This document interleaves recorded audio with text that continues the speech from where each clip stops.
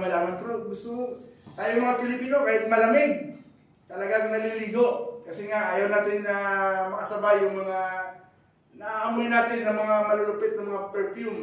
Di ba? Tayo talagang mga Pilipino, talagang kahit na madaling araw ay naliligo kahit anong lamig, anong pagod. Po ba? So, if we believe, hallelujah, tayo po yung mga mananampalataya ng Panginoon, ano man po yung sabi ko nga kanina ni Tess, sabi niya, it's not the religion that we change, it's our relationship, relasyon. Kaya lagi kong sinasabi sa mga kasamahan ko sa bahay, sabi ko, it's not the religion, it's our relationship. We are all here family. Amen. Pamilya po tayong lahat dito. Yung relasyon natin, saan man tayo mapunta, or ma-deploy ka man sa parte ng UAE, still, we are connected, we are family.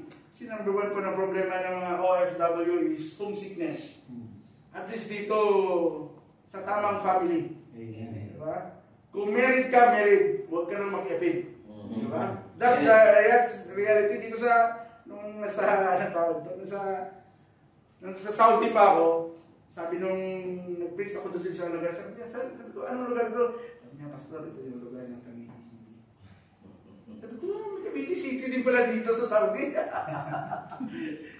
Sabi ko, parang hindi Cavite City, yung sa DPS, hindi naman Cavite City. Alam mo na yan. Yung si kumpare at si kumari ay single pagdating dito, kaya naging Cavite City.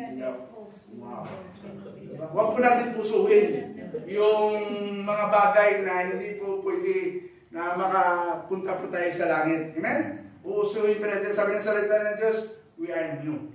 Bago po tayong nilalang. So, when you trusted Jesus as your personal Savior, God placed His Spirit, yung Espiritu mismo ng Diyos. Hallelujah! Amen. He placed it in our heart.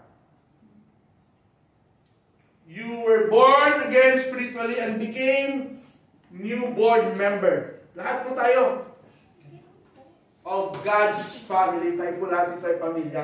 Dito po yung ating grupo dito ay Faith Assemblies of God. We are family of the Faith Assemblies of God. May iba-ibang grupo. But we are here belong as Assemblies of God. And we are Faith Assemblies of God here in UAE. Lalo na dito tayo sa Sharjah. We are the representatives sa place na ito. Tayo po ay pamilya dito. Wala ka talagang lusot sa salita ng Diyos kasi bakit? Even your enemies, you should love. Love your enemies. Kaya siguro kung lahat na yan ay nakarinig ng salita ng Diyos, wala pong away, walang gulo. Siguro wala pong mga pamilya na mag-iiwahiwalay. Kasi kahit your enemies, you love your enemies. Sabi ko nga nung may isa kong pinsan sa Dubai. Lagi sila